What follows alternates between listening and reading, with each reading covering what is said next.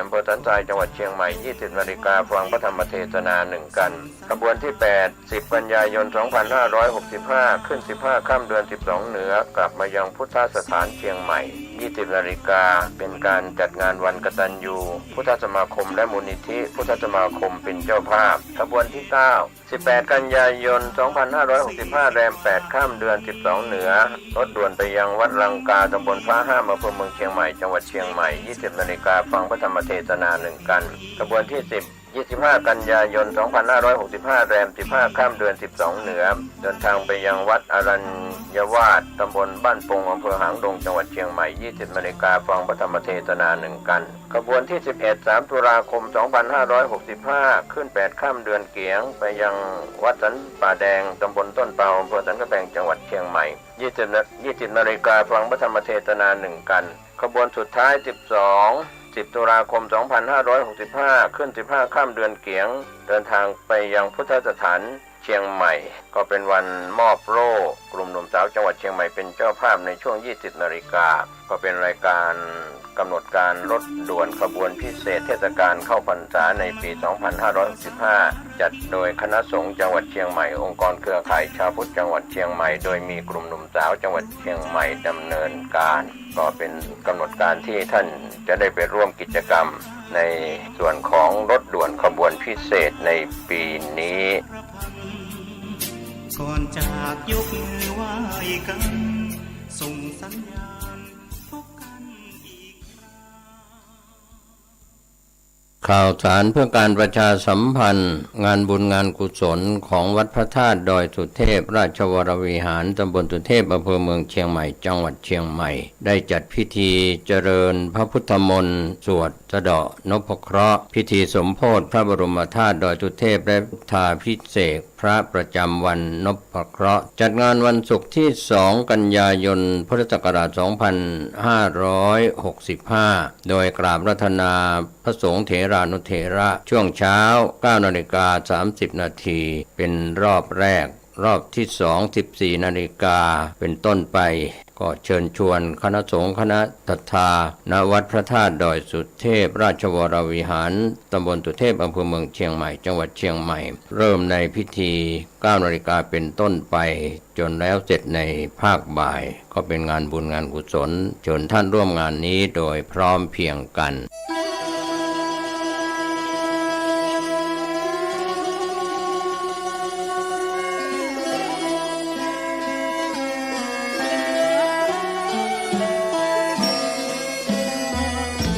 เนื่องในมหามงคลวโรกาสแห่งเทศกาลเข้าพรรษาประจำปีพุทธศักราช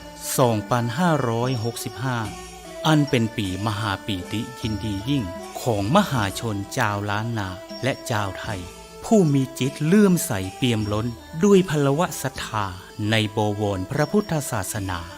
อีกทั้งเป็นปีที่เวียนรอบมาบรรจบครบ 144 ปีชาตกาลแห่งพระครูบาสลีวิจัยพระตนบุญตนยิ่งใหญ่ในเมตตาธรรมวัดพระสิงห์วรมหาวิหารตำบลพระสิงห์อำเภอเมืองจังหวัดเชียงใหม่ขอน้อมเจริญพรสาธุชนนักศีลนักบุญพุทธบริษัททุกท่านร่วมพิธีเจริญพระพุทธมนต์ทำวัดเย็นเจริญเมตตาภาวนาตามแนวสติปัฏฐาน4สวดพระคาถาปารมี10 ทัศตามฮีทหอยแห่งพระครูบาสลีวิจัยและสดับรับฟังพระเทศนาธรรมโวหารจากองค์พระมหาเถระผู้แตกฉานในอรรถธรรมขององค์สมเด็จพระบรมศาสดาสัมมาสัมพุทธเจ้าในทุกๆวันอาทิตย์ตั้งแต่เวลา 17 นาฬิกาหรือ 5 โมงเย็นเป็นต้นไปโดยจะเริ่มงานพิธีมหามงคลนี้ในวันอาทิตย์ที่ 4 กันยายน พุทธศักราช 2565 เป็นวาระการครั้งที่ 1 ไปตราบกระทั่งถึงวันอาทิตย์ที่ 6 พฤศจิกายน พุทธศักราช 2565 ก่อนวันป่าเวณียี่เป่งลอยกระทงเชียงใหม่รวมได้วาระมหามงคล10 วาระ10 มหาปารมี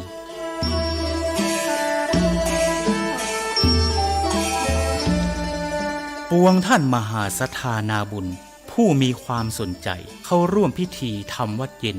เจริญเมตตาภาวนาสั่งสมปารมีทั้ง10 ทัศอันมีทานปารมีเป็นต้นและมีอุเบกขาปารมีเป็นที่สุดนั้นขอน้อมเจริญพรร่วมพิธีได้ที่พระวิหารหลวงวัดพระสิงห์วรมหาวิหารตำบลพระสิงห์อำเภอเมืองจังหวัดเชียงใหม่และท่านที่มีจิตเจตจำนงประสงค์ใคร่ร่วมบำเพ็ญมหาทานปารมีถวายกันเทศแด่พระมหาเถระผู้แสดงพระธรรมเทศนาและถวายน้ำปานะแด่พระภิกษุสงฆ์สามเณรนั้นขอน้อมร่วมทำบุญหรือแจ้งความประสงค์ของท่านได้ที่พระเดชพระคุณหลวงพ่อพระเทพสิงหวราจารย์เจ้าอาวาสวัดพระสิงห์วรมหาวิหารโทรศัพท์0818838752หรือที่ท่านพระครูปริยัติกิจจาภิวัตรผู้ช่วยเจ้าอาวาสวัดพระสิงห์วรมหาวิหารโทรศัพท์0892642485ได้ตั้งแต่วันนี้เป็นต้นไป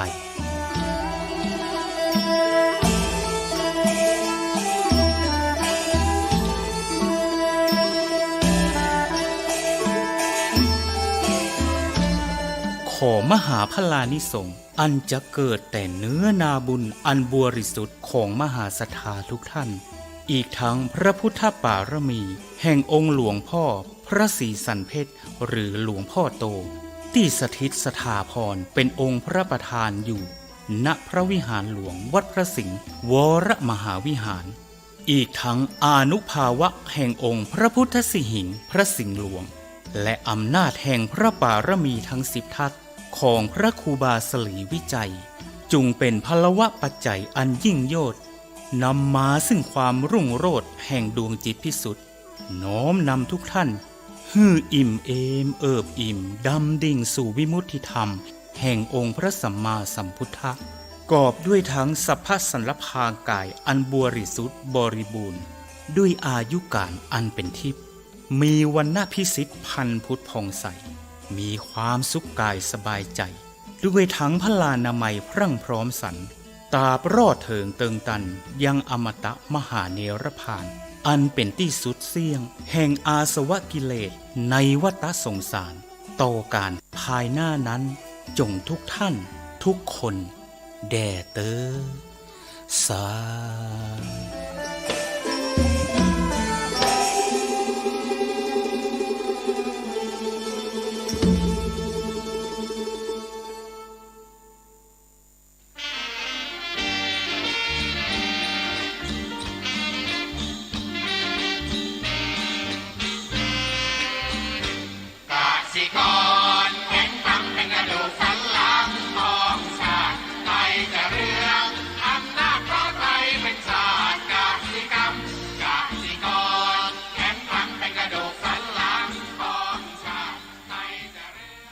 ที่นี่สถานีวิทยุ FM 104.50 เมกะเฮิรตซ์วัดฝายหินมหาวิทยาลัยเชียงใหม่จังหวัดเชียงใหม่รายการต่อจากนี้ไปขอเชิญท่านผู้ฟังทุกท่านเข้าสู่รายการดีมีคุณค่าน่าติดตามรายการเกษตรเพื่อชีวิตดำเนินรายการโดยกลุ่มรักเกษตรประสานงานโดยนายพิชัยคงพิทักษ์คณะเกษตรมหาวิทยาลัยเชียงใหม่หมายเลขโทรศัพท์053944030ขอเชิญทุกท่านติดตามรับฟังได้ณบัดนี้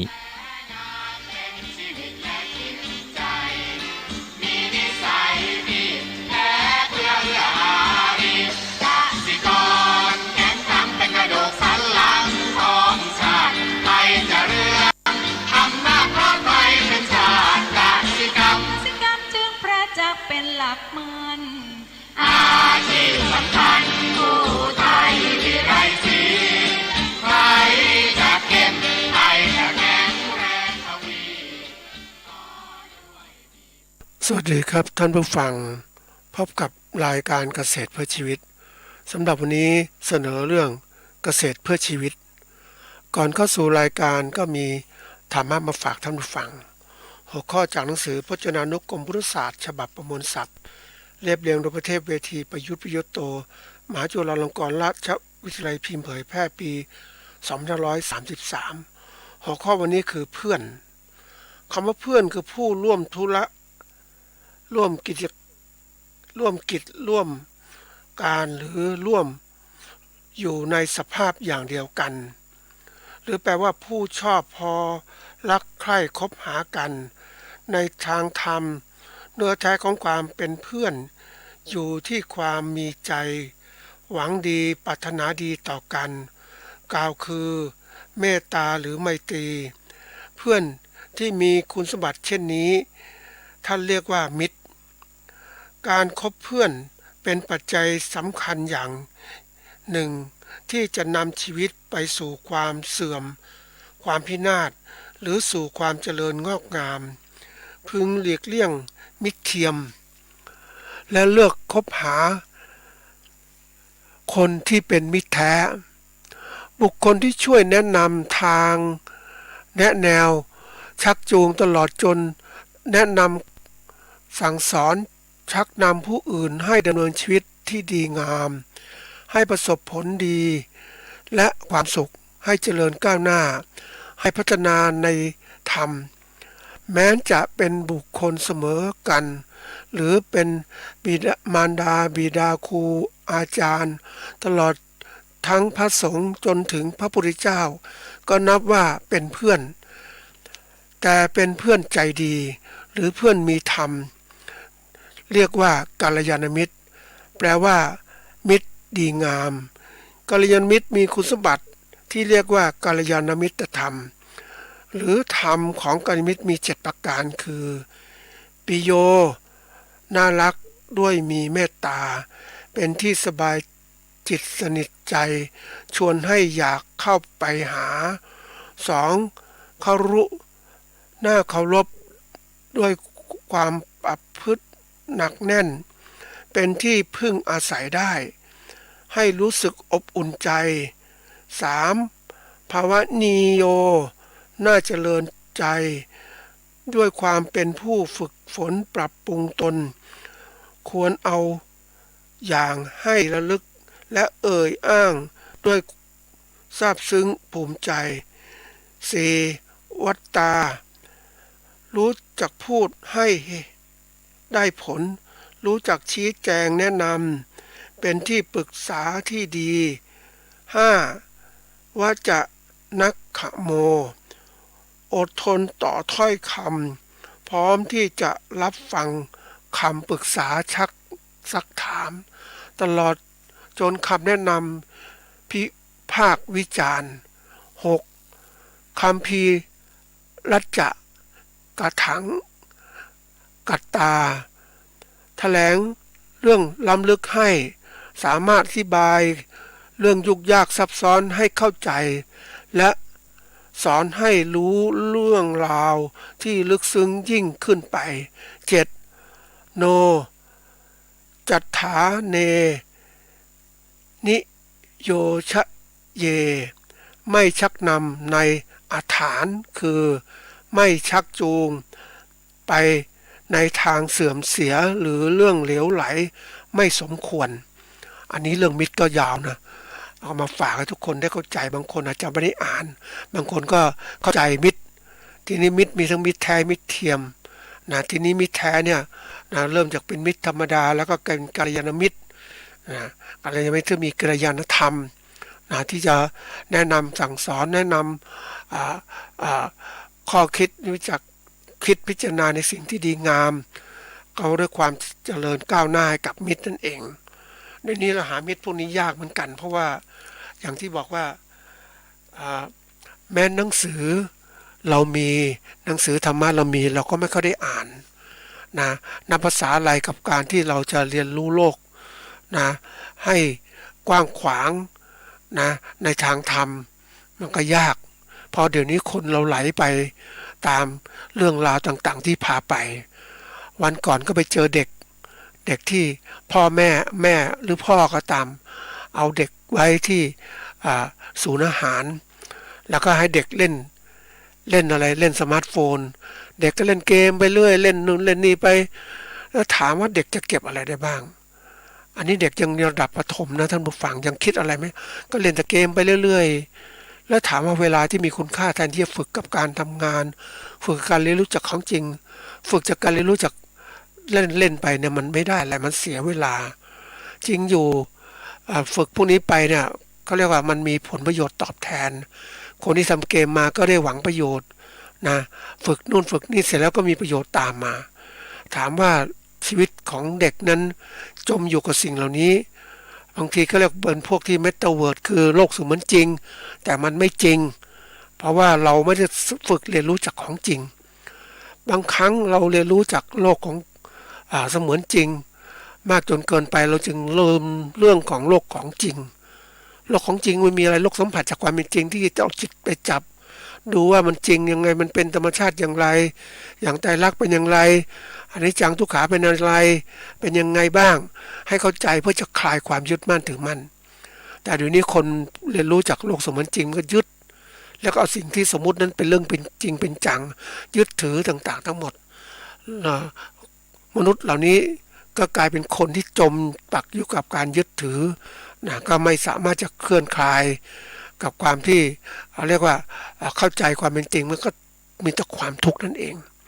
นะก็มาฝากเป็นข้อคิดให้ท่านผู้ฟังได้เลือกในสิ่งที่เราจะคบมิตรอยู่นี้มิตร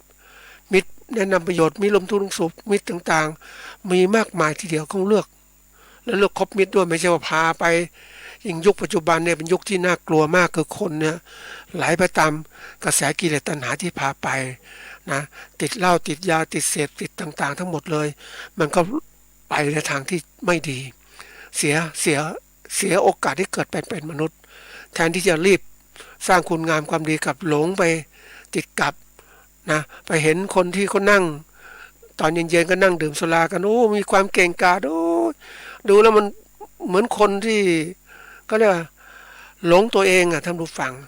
หลงกับพรรคพวกหลงท่านเก่ง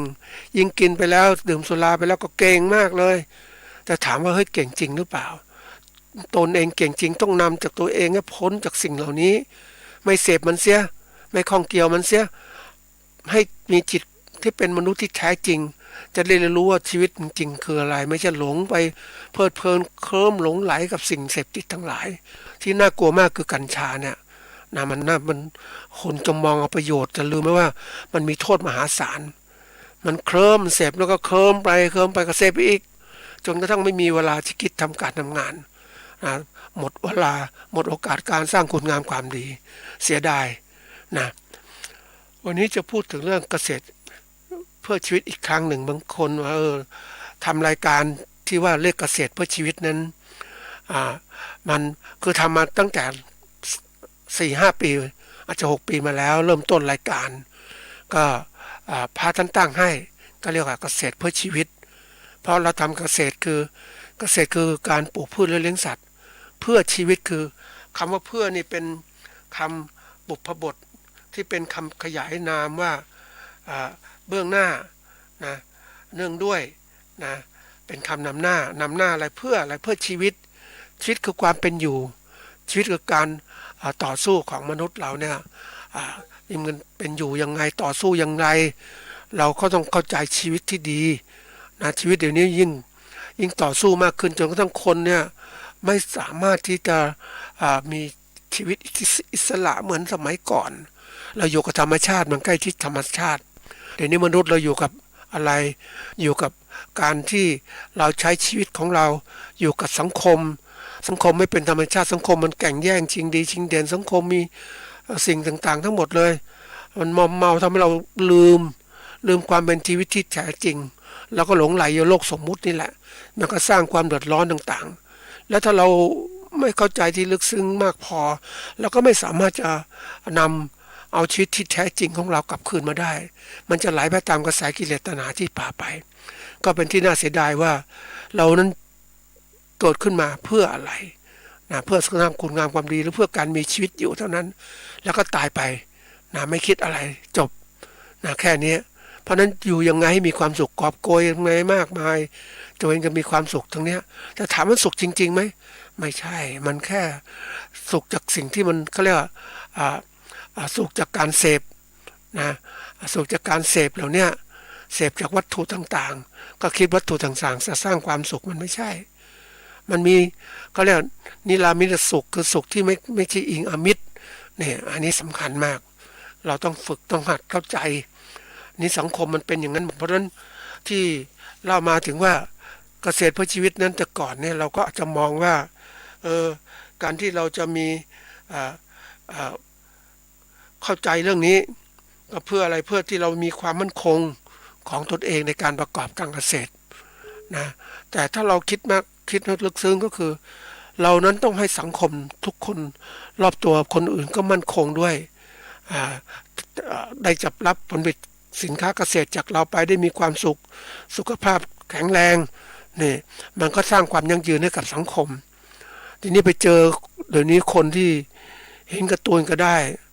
ผลิตสินค้าเกษตรไม่มีคุณภาพก็รอเขาขายรอขายเขาแล้วเสร็จแล้วเขากินแล้วมีปัญหาสุขภาพจะทำอย่างไร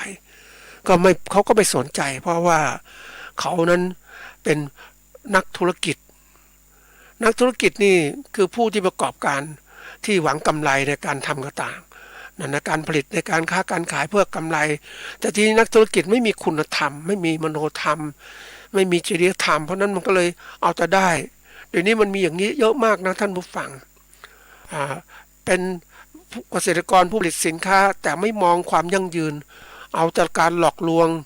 นะอย่างเมื่อว่าเอาง่ายๆผลิตสินค้าเกษตรไม่มีคุณภาพสินค้าเกษตรอ่อนนะไม่แก่เต็มที่เพราะนั้นเขากินก็ไม่ได้ประโยชน์สินค้าเกษตรปลอมปนนะใส่อะไรลงไปก็ไม่รู้แล้วเขาจะกินไหมเขารู้แล้วเขาไม่กลับมากินเพราะนั้นก็สร้างผลเสียที่เกิดขึ้นอย่างบางคนนั้นที่ว่าสินค้าเกษตรนะก็ใช้สารเคมีกำจัดศัตรูพืชกำจัดวัชพืชต่างๆอย่างเต็มที่เลยเพื่อให้พืชที่ปลูกนั้นเจริญงอกงามดีแต่ที่เนี่ยได้มีสารพิษจนปนเปื้อนต่างๆทั้งหมดอันนี้คือสิ่งที่เป็นจริงเพราะโลกเดี๋ยวนี้จากการเกษตรแบบเคลื่อนย้ายการเกษตรแบบอยู่กับที่การเกษตรแบบทันสมัยมีการใช้เคมีเกษตรมากมายนะครับก็หวังที่จะสู่พัฒนาไปสู่ความยืนแต่มันไม่ไปยั่งยืนก็เลยย้อนกลับมาเกษตรอินทรีย์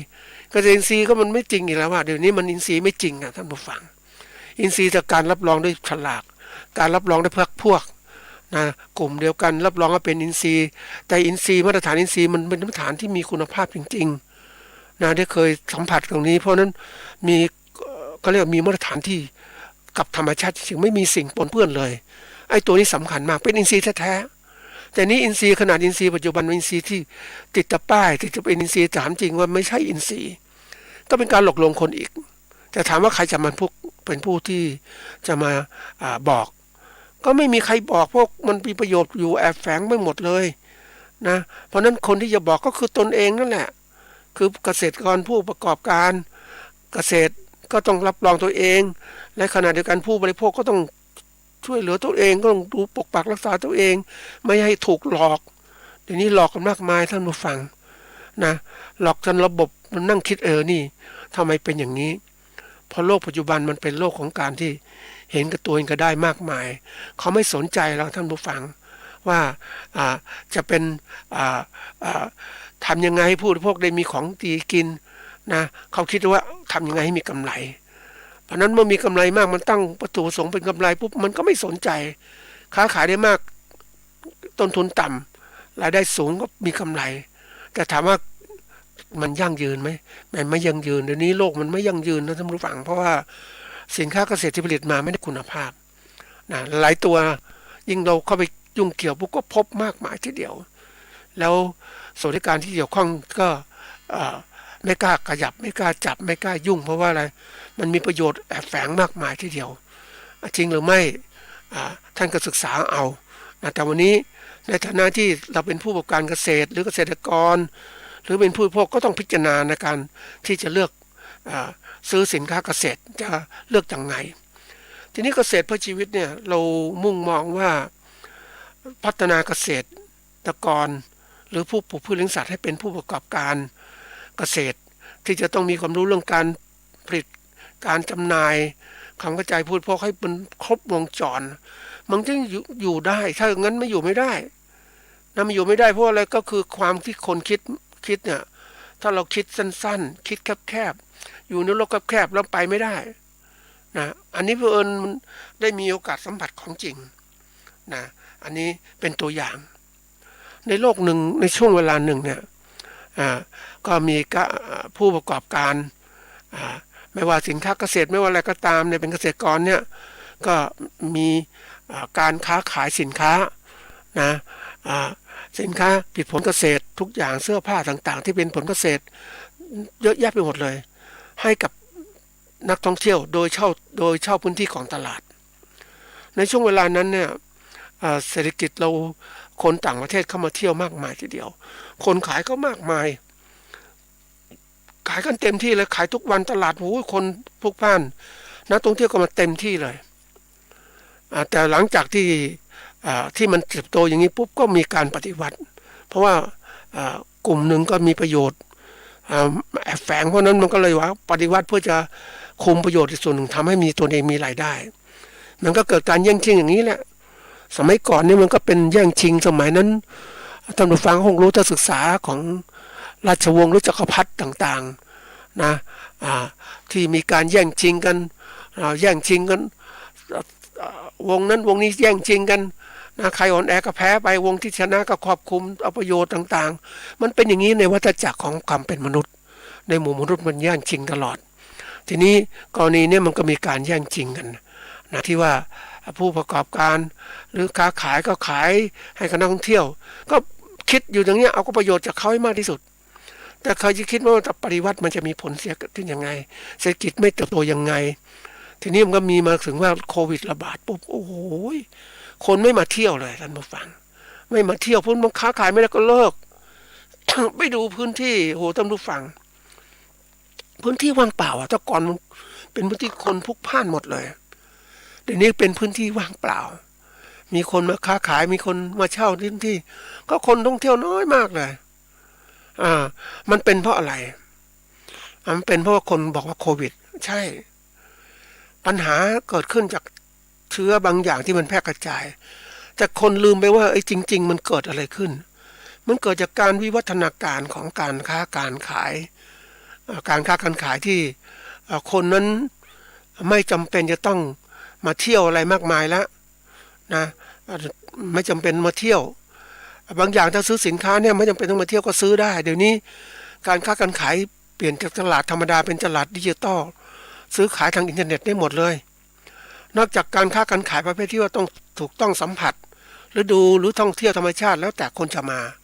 แต่ทีนี้มันประเทศมันก็อย่างที่บอกว่าประเทศแต่ละประเทศก็มีมาตรการในการปกป้องโควิดมีมาตรการที่ว่าเศรษฐกิจมันไม่ดีต่างๆเนี่ยคนก็ไม่ออกเที่ยวคนก็จะพยายามเก็บเนื้อเก็บตัวอยู่กับบ้านประหยัดเมื่อเกิดความประหยัดทั้งหมดนะท่านผู้ฟังก็ไม่มีการลงทุนไม่มีการขยับขยาย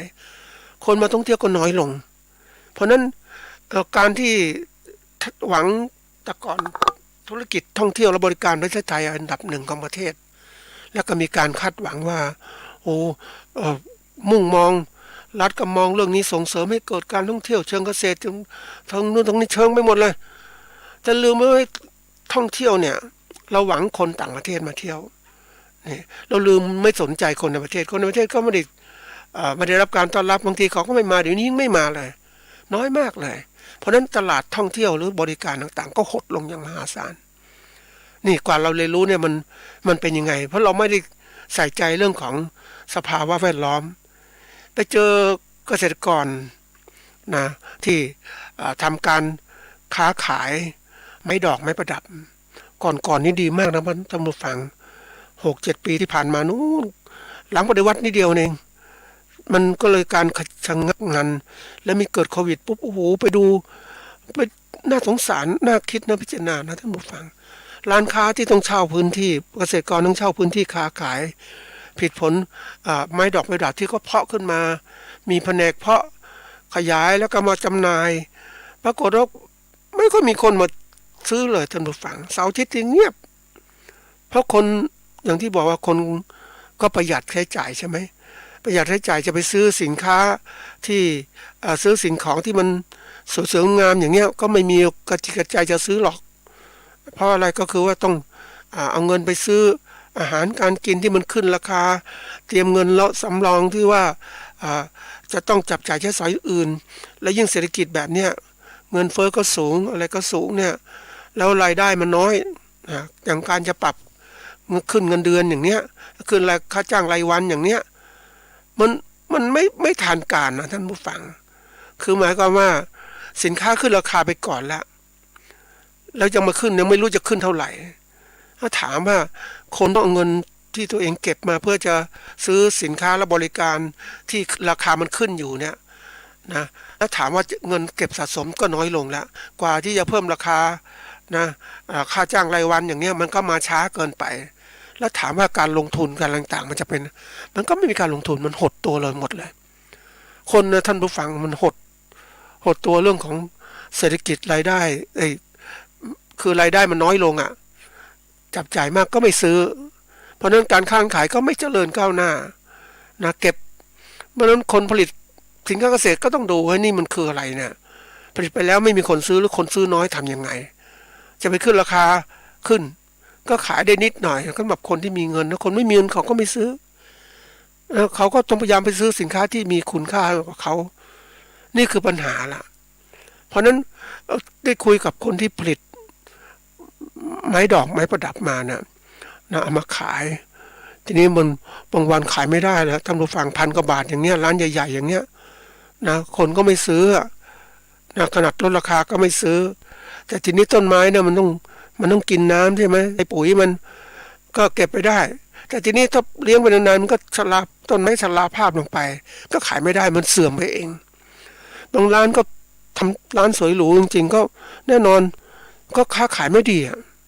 แล้วถามว่าจะอยู่ได้ไหมเนี่ยมันก็อยู่ไม่ได้ที่สุดก็หดตัวลงยิ่งไปเดินในห้างต่างๆเนี่ยนะก็แน่นอนบางร้านบางพื้นที่ก็เกิดว่างขึ้นมาในนี้ว่างพื้นที่ในห้างว่างไม่มีคนมาเช่าเพราะว่าบางคนเขาร่วมรู้ว่าการเช่าห้างเช่าเนี่ยก็คนไม่เที่ยวห้างสู้มาทำค้าขายออนไลน์ดีกว่ามี PR ตัวเองออก Facebook ไลฟ์โฆษณาสินค้าต่างๆได้หมดเลยเดี๋ยวก็มีเปิดใครอยากซื้ออะไรก็มาซื้อเนี่ยมีอะไรที่มันส่งทางไปรษณีย์ส่งทางขนของได้เร็วมากเดี๋ยวนี้สินค้าที่เปลี่ยนมาขายนะแต่ก่อนเนี่ยคิดว่าสินค้าแค่เสื้อผ้าอะไรต่างๆเดี๋ยวนี้ไม่ใช่แต่สินค้าเกษตรก็ขายไม้ดอกไม้ดับก็ขายนะท่านผู้ฟังบางอย่างเนี่ยอย่างสมัยก่อนไปนั่งรถเนี่ยแต่ก็มีแหล่งเพาะพันธุ์กล้วยไม้อยู่เชียงใหม่เนี่ยลงกรุงเทพปุ๊บก็ส่งไปกับรถทัวร์ไปถึงกรุงเทพเลยปิดอย่างดีไปถึงกรุงเทพก็สามารถใช้ได้เดี๋ยวนี้ไม่มีอย่างนี้ละเดี๋ยวนี้มันจะส่งทางพวกโลจิสติกเซอร์วิสต่างๆที่บริการส่งได้หมดเลยเพราะฉะนั้นคนก็เลยไม่ไปซื้อสินค้าที่ตามที่ต่างๆ เขาจะซื้อกับเดี๋ยวนี้เขาเปิดดูในอินเทอร์เน็ตก็สืบหาร้านต่างๆนะก็จะมีการโฆษณามีคนมารีวิวต่างๆทำให้รู้ว่าสินค้าดีมีคุณภาพไหมอะไรไหมเขาจะเกิดใช้ระบบนี้มากขึ้นเพราะนั้นระบบมันเปลี่ยนหมดนะท่านผู้ฟังเมื่อสินค้าเสื้อผ้าต่างๆอาหารการกินก็เริ่มเปลี่ยนไปค้าขายอย่างเนี้ยอันก่อนก็มีคนสั่งขนมเข่งมาโอ้อร่อยมากท่านผู้ฟังปกติจะหาซื้อกินยากก็สั่งทางไปรษณีย์สั่งนะก็ได้นะผลไม้ดีๆคุณภาพดีก็สั่งได้เพราะนั้นคนเริ่มเปลี่ยนพฤติกรรมบริโภคก็เริ่มเปลี่ยนเมื่อเริ่มเปลี่ยนปุ๊บเนี่ยถามว่าผู้ผลิตหรือเกษตรกรต้องคิดยังไงต้องปรับเปลี่ยนเพราะนั้นปรับเปลี่ยนพฤติกรรมของตนเองในการที่จะหวังว่าเฮ้ยจะผลิตแล้วขายกับพ่อค้าไปขายผู้บริโภคโดยตรงแต่นี้ไม่มันก็เริ่มเปลี่ยนไปนั้นเราจะหวังจะกำไรก็ต้องทำการค้าขายด้วยตัวเองนะค้าขายตัวเองมีชื่อร้านตัวเองมีแนะนำมีนามบัตรแต่ก่อนก็บอกต้องมีนามบัตรนี่ในการที่จะค้าขายสินค้าที่เกิดขึ้นนะเราจะต้องพัฒนาตรงนี้นะให้มันรวดเร็วในการเปลี่ยนแปลงเพราะว่าโลกมันเปลี่ยนแล้วเนี่ยเราจะผลิตแบบเดิมหรือเกษตรเพื่อชีวิตแบบเดิมๆนั้นก็เปลี่ยนไปตามเวลามันเป็นไดนามิกมันไม่ใช่สแตติกมันเปลี่ยนไปเรื่อยๆนะยิ่งโลกแล้วมันเปลี่ยนไปเร็วมากเท่าไหร่ก็ต้องตามตัวให้เปลี่ยนแปลงอย่างการผลิตของสินค้าเนี่ยเราจะผลิตแบบใช้วิธีการผลิตแบบดั้งเดิมใช้วัสดุดิบปุ๋ยแบบสูตรเดิมๆต่างๆพันธุ์พืชเดิมๆต่างๆไม่ได้ละนี้มันเปลี่ยนมันทันสมัยมากขึ้นเราต้องจำเป็นต้องเปลี่ยนเพื่อจะปรับให้มันอยู่ได้ถ้าไม่เปลี่ยนไม่ปรับเนี่ยมันอยู่ไม่ได้เขาบอกโลกของการเปลี่ยนแปลงมันต้องเปลี่ยนจริงๆนะ ไม่ใช่เปลี่ยนแค่ตรงนี้ต้องเปลี่ยนปกติก็บอกเริ่มเปลี่ยนจากอะไรบ้างเริ่มเปลี่ยนจากความคิดก่อนว่าเราทำอย่างเดิมไม่ได้มันต้องเปลี่ยนความคิดเนี่ยมันเราจะไปคิดแบบดั้งเดิมไม่ได้ความเปลี่ยนความคิดแล้วก็เปลี่ยนความคิดไม่พอหาความคิดใหม่ๆเสริมเข้าไปแล้วก็สร้างอะไรขึ้นทำพฤติกรรมใหม่ๆให้มันสอดคล้องความเปลี่ยนแปลงนะจะมานั่งนิ่งๆค้าขายผลิตมาหวังให้คนอื่นมาช่วยมันไม่ได้แล้วเดี๋ยวนี้น่ากลัวว่ามันไปไม่ได้การผลิตสินค้าเกษตรแบบเดิมๆก็ไปไม่ได้มันต้องเปลี่ยนใหม่ นะมันต้องเชิงลุกท่านผู้ฟังเชิงลุกเดี๋ยวนี้มันยิ่งทำไมต้องลุกลุกนี่หมายความบุกไปข้างหน้าเพราะว่าอะไรมันมีคู่แข่งมามากมายสินค้าเกษตรเดี๋ยวนี้มีคู่แข่งนะแข่งแต่ก่อนมันอยู่แคบๆ อยู่ในหมู่บ้านก็ไม่ต้องมีอะไรมากมายเดี๋ยวนี้ไม่ใช่มันแข่งในระดับในประเทศและแข่งนอกประเทศอีกมันจะเปลี่ยนแปลงสินค้าที่ราคาถูกนะต่างประเทศก็วิ่งเข้ามาที่ไหนๆก็ตามมันเหมือนกับของไหลท่านผู้ฟังของไหลเนี่ยมันปกติมันไหลจากที่สูงไปสู่ที่ต่ำเนาะธรรมชาติของน้ำมันไหลไปอย่างนั้นของที่ราคาต่ำๆผลิตต่ำๆมันก็จะไหลไปขายในตลาดสูงๆเพื่อจะทำกำไรของที่ราคาสูงก็เหมือนกับขายสินค้าบนยอดเขามันสูงจนคนมันซื้อไม่ได้มันก็ต้องปิดตัวเองเดี๋ยวนี้เราดูยุทธศาสตร์การค้าของจีนที่พยายามผลิตสินค้าราคาถูกมาขายของญี่ปุ่นก็เหมือนกันถ้าเราดูตามห้างพบสินค้าเนี่ยมันกระจุกกระจิกเล็กๆน้อยๆเนี่ยมันขายราคาถูกก็จริงแต่มันก็พูดถึงต้นกำไรต่อหน่วยมันมากกำไรต่อหน่วยเม็ดเงินมันมากนะท่านผู้ฟังถ้าสินค้าขนาดราคาแพงนะมันขายมันได้น้อยชิ้นแต่สินค้าราคาถูกมันมากชิ้นแต่ว่าปริมาณมันมากเพราะนั้นกำไรต่อหน่วยชิ้นเมื่อเฉลี่ยจะสูงขึ้นอันนี้คือเรื่องจริงที่เกิดขึ้นทีนี้เรามาดูว่าในฐานะที่เราจะเป็นผู้ประกอบการเราต้องมาดูว่าอะไรเป็นเหตุที่ทำให้เรานั้นต้องศึกษาเปลี่ยนแนวคิดต่างๆที่เกิดขึ้นข้อที่หนึ่งก็คือว่าเราต้องพยายามศึกษาจากภายนอกปกติคนชอบศึกษาจากภายนอกและอันที่สองคือก็ศึกษาภายในหรือตัวเราเองเหตุผลที่เราต้องศึกษาจากสิ่งภายนอกนั้นเป็นธรรมชาติของมนุษย์แหละเวลานั้นจะมองไปสิ่งรอบตัวนะเพราะว่าเราต้องเผชิญปัญหาต่างๆเราก็ต้องศึกษาจากสิ่งรอบตัวไม่ว่าจะเข้าเวลาเราหาความรู้เนี่ยตัวอย่างสมมติเราไม่รู้ว่าไปหาห้องเรียนหาครูผู้สอนหาการได้พบปะพูดคุยกับผู้รู้พบผู้ประสบความสำเร็จให้พบปะพูดคุยกับคนต่างๆมองเห็นสิ่งต่างๆหรือเราท่องเที่ยวเราศึกษาหาความรู้บางครั้งเนี่ยศึกษานอกตัวเขาทำการทดลองบางอย่างได้วิธีการมาก็ทดลองอยากความรู้หาความรู้ตัวเองอันนี้ศึกษาทั้งหมดเนี่ยเป็นความศึกษาภายนอกนี้การศึกษาภายนอกเนี่ยเป็นตัวทำให้เรานั้นกระตุ้นการศึกษาเข้าสู่ภายในเพราะเรายังไม่มีพื้นฐานในการเรียนรู้ปกติคนมีพื้นฐานเรียนรู้ในจิตใจตัวเองอยู่แล้วแต่ว่ามันอาจจะไม่ทันเพราะว่าต้องใช้เวลามากการศึกษาเรียนรู้ต่อยอดจากคนที่มีความรู้จากภายนอกมันจะทำเรารวดเร็วมากขึ้นบางทีบางคนบอกไม่เป็นไรศึกษาภายในตัวเองก็ได้มันก็ช้าเหมือนกับพระเจ้านั่นแหละพระเจ้าตรัสรู้สอนเราแล้วก็เอาความรู้จากพระเจ้ามาสอนเราเอามาประยุกต์ใช้เลยมันดีกว่าไหมมันเร็วกว่าไหมแทนที่เราศึกษาตามมันใช้เวลามากนี่คือตัวอย่างแล้วเวลาเราดูเรียนรู้สังคมเนี่ยอย่างนึกถึงแม่ค้าที่ขายไม้ดอกไม้ประดับเนี่ยนะวันนึงก็ไม่ได้ไปไหนขายทุกวันนะแล้วก็อยู่กับต้นไม้อยู่กับผู้ซื้อนะผู้ซื้อก็เห็นผู้ซื้อลดลงมันทำไมเขาไม่มาซื้อก็เขาไม่มาซื้อเขาไม่มีเงินอย่างนี้แต่ถ้าเราได้มีโอกาสเรียนรู้ไปดูตามห้างไปดูตามสิ่งต่างๆที่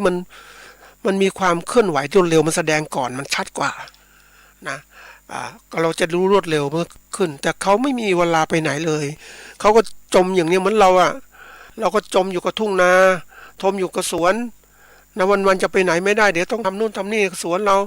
าก็ไม่มีโอกาสเรียนรู้จากอะไรจากธรรมชาติที่มีอยู่มันก็ช้าไปเรียนรู้บางทีเรียนรู้ในสิ่งที่มัน ของจริงมันเป็นอย่างนั้นจริงๆว่ามันอยู่ปรากฏให้เห็นชัดเราก็ต้องเขาเรียกว่าไปเรียนรู้จากภายนอกก่อนนะมันจะชัดมันเร็วนะมันทำให้เราเคลื่อนไหวเพราะนั้นการที่เรา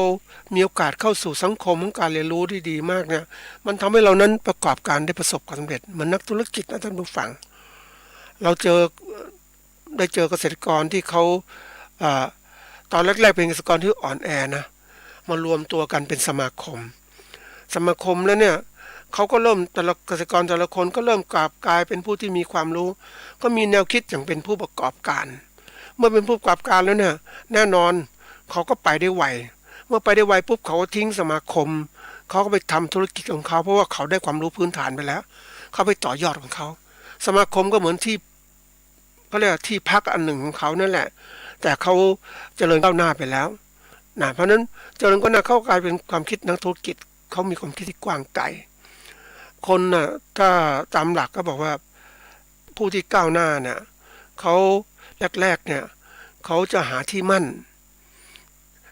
ในการเดินทางที่จุดหนึ่งเขาถึงหาที่มั่นตรงนั้นเพื่อจะเดินทางต่อไปเพราะนั้นเมื่อเห็นที่มั่นตรงนี้มันก็แค่ชั่วคราวเท่านั้นแหละ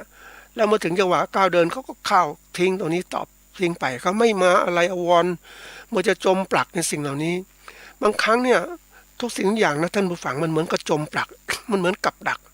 มันเหมือนกับสิ่งที่มันทำคนเนี่ยมันถ้าเราเสพคุ้นหรือเสพติดในสิ่งที่มันเคยชินเคยคุ้น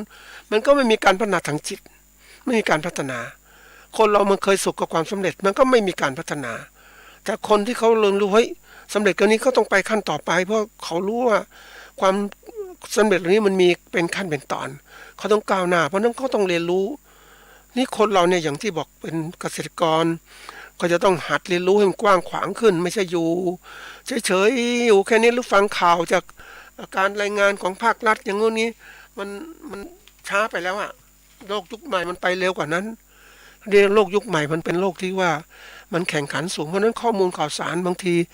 เราดูการวิเคราะห์เศรษฐกิจของภาคเอกชนเนี่ยเป็นยังไงภาครัฐบาลเป็นยังไงมันภาครัฐบาลก็มีในมหาวิทยาลัยเท่านั้นที่มีผู้สอนที่พยายามเขียนผลงานที่พิมพ์ไปเขาพยายามเอาข้อมูลที่เขาศึกษาวิจัยจะมาเปิดเผยตรงๆมันไม่ได้มันเหมือนกับว่ากระทบกระเทือนต่อผู้อื่นกระทบกระเทือนต่อผู้ที่เข้มแข็งผู้ที่อ่อนแอเนี่ยก็ได้ประโยชน์ผู้ก็ต่อสู้ผู้เข้มแข็งก็ไม่ยอมเคยไปอยู่สภาพของความที่ว่าเขาเรียกอยู่ในง่ามของเรียกทางสองแพร่งมันก็ไม่ใช่อย่างง่ามมันเป็นแบบไปช่วยให้ความรู้กับเกษตรกรรายเล็กให้เขาต่อสู้เขายืนอยู่ได้เกษตรกรรายใหญ่เขาก็ไม่ยอมเพราะไปเข้าข้างเกษตรกรรายเล็กทีนี้เราไปเข้าสู่ไปสัมผัสกับเกษตรกรรายใหญ่ผู้ประกอบการรายใหญ่รายเล็กก็ไม่ชอบเพราะว่าไปเข้าข้างผู้ประกอบการรายใหญ่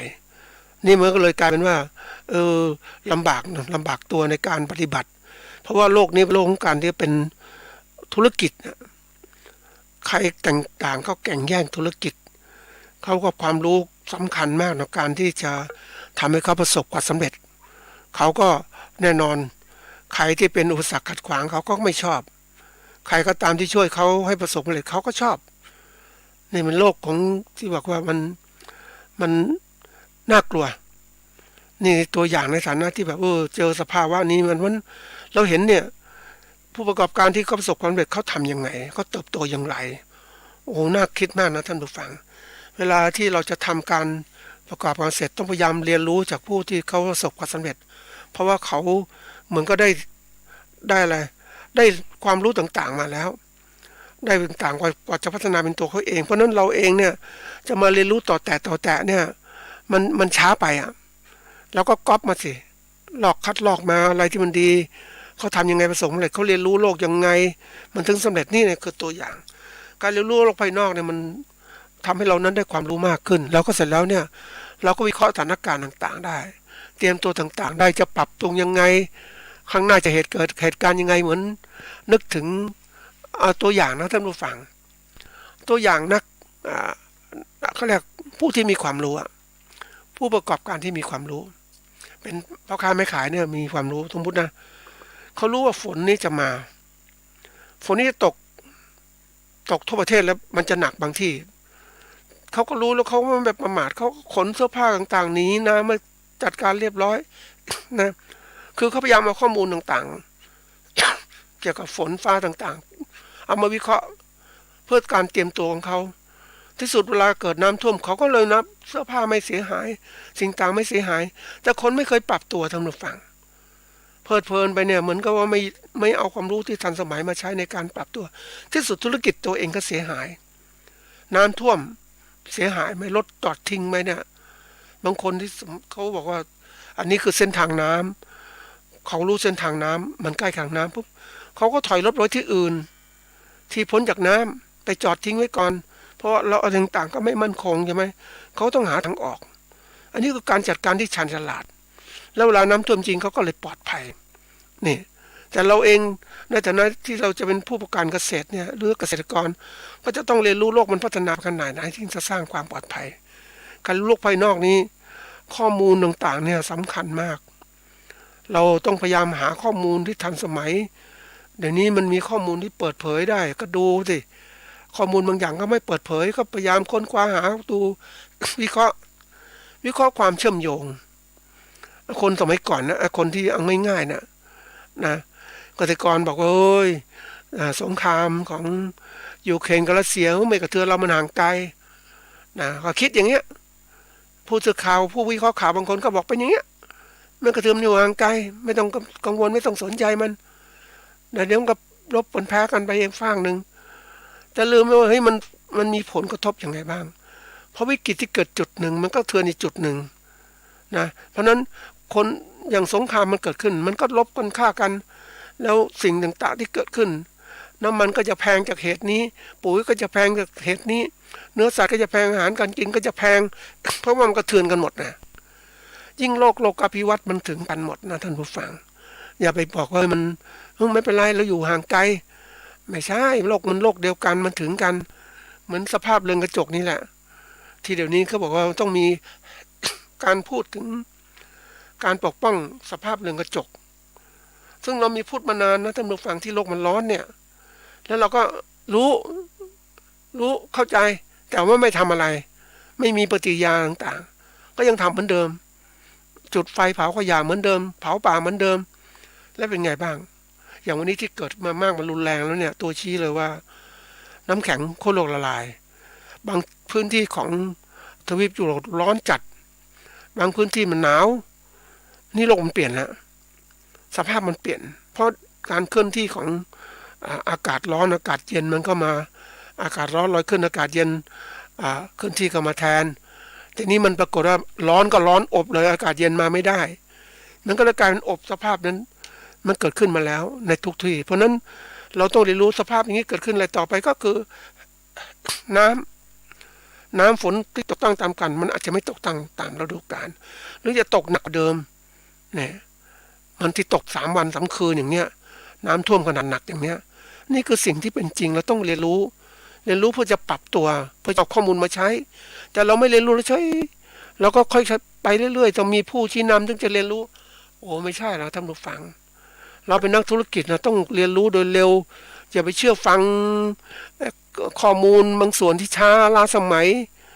มันไม่ได้แล้วมันโลกมันเคลื่อนที่ไวการธุรกิจประกอบการธุรกิจมันเคลื่อนที่ไวเหมือนเราซื้อหุ้นท่านผู้ฟังได้เจอญาติที่เขาเป็นนักเขาเรียนจบทางเศรษฐศาสตร์นะเขาก็มาเล่นหุ้นเขาบอกให้เงินมาทำงานไม่ใช่ลงทุนไปแล้วเงินนิ่งๆเฉยๆไม่มีดอกผลไม่ได้เงินมันทำงานแทนเราเพราะนั้นลงทุนปุ๊บก็จะได้ผลตอบแทนคืนมาเขาให้ใช้เงินทำงานจริงๆนะท่านผู้ฟังเรามานั่งนึกโอ้โหเกษตรกรเนี่ยใช้แรงงานตนทำงานเพื่อจะหาเงินนะแต่นักธุรกิจแม่เอาเงินไปลงทุนให้เงินลงทุนนั้นมันสร้างงานแล้วก็ได้ผลกำไรกลับคืนมาเขาก็นั่งเฉยเขาเที่ยวสบาย นี่คือตัวอย่างคนที่อยากจะร่ำรวยก็ต้องพยายามคิดอย่างนี้ นี่เขาคิดอย่างเงี้ยเงินทำงานเขาจะไม่ปล่อยอย่างเขาซื้ออสังหาริมทรัพย์เขาก็ซื้อบ้านก็ซื้อบ้านเช่าก็ซื้อเปิดให้เช่าต่างๆเนี่ยให้เงินมาทำงานไม่จะปล่อยนิ่งๆมีเงินอย่างเราเองนะท่านผู้ฟังมีเงินก็ไปฝากธนาคารนิ่งใช้กินดอกร้อยละ 0.5 นะหรือ 1% ต่อปีอย่างเงี้ยมันน้อยมากเลยแต่เราก็ไม่รู้เอาเงินมันลงทุนอะไรแต่นักธุรกิจไม่ใช่ก็จะรู้เป็นเงินไปลงทุนอะไรที่ได้ผลอย่างน้อย 5% 6% ต่อปีหรือ 70% ต่อปีอย่างเนี้ยนี่คือตัวอย่างเพราะฉะนั้นในการลงทุนพวกนี้มันเป็นเรื่องที่เขาคาดหมายว่ามีเงินแล้วเงินจะทำงานเมื่อเงินทำงานตัวเองไม่ต้องทำงานแต่เราเนี่ยใช้แรงงานทำทุกอย่างลงทุนปัจจัยต่างๆแล้วก็หวังว่าจะได้เงินคืนมาได้กำไรตรงนี้มันอาจจะไม่เป็นอย่างนั้นก็ได้ทุกอย่างมีความเสี่ยงความเสี่ยงคืออะไรการเกิดขึ้นของสิ่งที่ไม่เป็นไปตามวัตถุประสงค์มันเกิดขึ้นนักลงทุนก็มีความเสี่ยงเราประกอบการเกษตรก็มีความเสี่ยงแต่เราจะเสี่ยงยังไงให้มันเสี่ยงน้อยที่สุดคือเราต้องมีข้อมูลที่ทันสมัยเอามาช่วยในการตัดสินใจนะไปเจออาจารย์ท่านหนึ่งนะท่านผู้ฟังเขาก็มีความรู้ทางด้านเศรษฐศาสตร์มีความรู้เรื่องการวิเคราะห์เงินเฟ้อต่างๆเงินต่างๆสถานการณ์การเงินโอ้วิเคราะห์ได้ดีมากเลยเห็นองค์สภาพเป็นยังไงเราเองถ้าเราไม่รู้ปุ๊บมันนะแล้วเราจะไม่รู้แล้วมันเป็นยังไงเพราะเราสิ่งที่มองเหมือนกับว่าเรามองน้ำมองน้ำทะเลมันก็เรียบง่ายๆแต่มันสงบมองเห็นแล้วมันสงบมันเย็นสบายแต่เคยรู้ไหมว่ามันมีคลื่นใต้น้ำมันมีอะไรต่างๆใต้น้ำเยอะแยะมีสัตว์ร้ายใต้น่ากลัวอยู่ใต้น้ำเพราะนั้นเขาจึงบอกว่าอย่าไว้ใจน้ำนิ่งอย่าไว้ใจทุกอย่างไอ้น้ำมันก็เพื่อมันก็บอกความเป็นไปของมันที่มันทนต่อไม่ได้ต่อความที่ไม่เปลี่ยนแปลงก็ต้องเปลี่ยนแปลงแต่บางอย่างที่มันนิ่งๆเนี่ยน่ากลัวมากเลยนะเพราะนั้นเราจำเป็นที่จะต้องหาทางเตรียมการป้องกันอย่างนึกถึงเกษตรกรผู้ที่ปลูกและค้าขายเราเรียกว่าเป็นผู้ประกอบการเกษตรก็แล้วกันเพราะว่าเขาก็ผลิตเองแล้วค้าขายเองไม่ผ่านพ่อค้าคนกลางเขา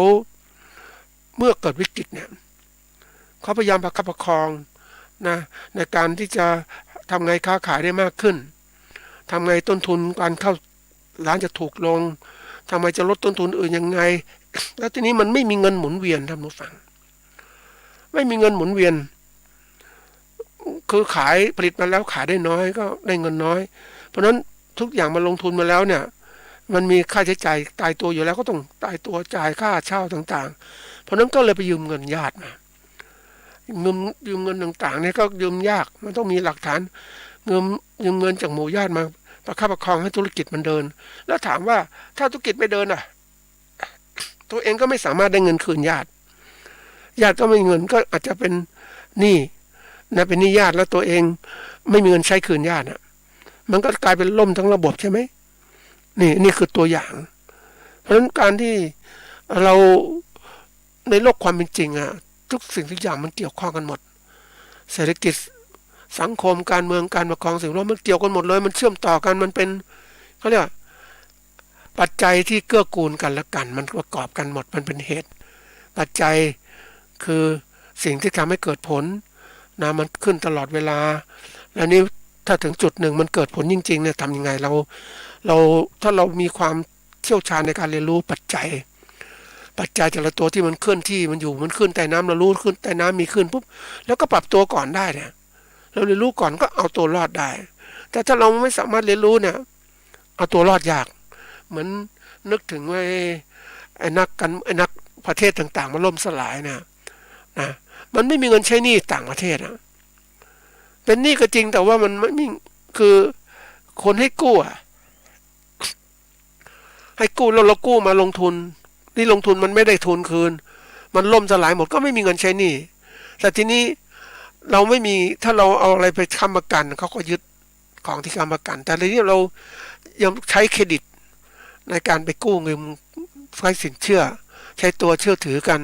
เป็นตัวค้ำประกันเขาให้เงินมาทีนี้เราไม่มีเงินจ่ายคืนแล้วถามว่าต่อไป